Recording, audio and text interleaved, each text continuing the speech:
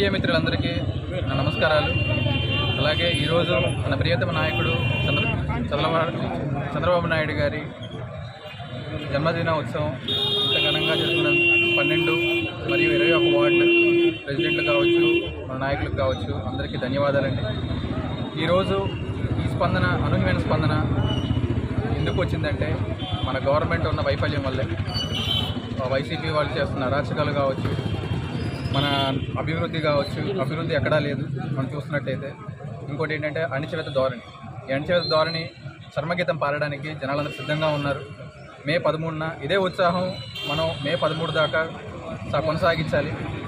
అలాగే మన ప్రియతమ నాయకులు చదలవాడ అరవింద్ బాబు గారిని, అలాగే మన లావు శ్రీకృష్ణదేవరాయ గారి ఎంపీ గారిని కూడా అత్యధిక మెజారిటీతో గెలిపించడానికి ప్రజలు కంకణం కట్టుకున్నారు.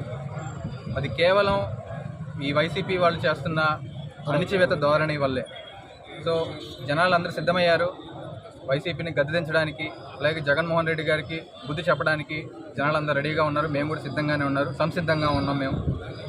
మన జనాలు కూడా, మన ప్రజలందరూ ప్రజానీకానికి వాళ్ళు చేసిన అభివృద్ధి, వాళ్ళు చేసిన పనులు వల్ల కావచ్చు, ఏదైతే అరాచకం, రౌడీయిజము ఏదైతే, అలాగే మన భవిష్యత్తు కావచ్చు, మన పిల్లల భవిష్యత్తు అటుడికి వెళ్ళిపోయింది.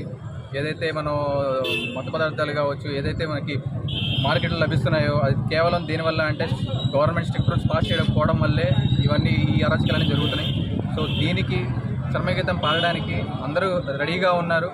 మే 13న అలాగే జూన్ 4 వచ్చే ఎన్నికల రిజల్ట్కి ఖచ్చితంగా టీడీపీ నాయకత్వంలోకి వస్తుంది.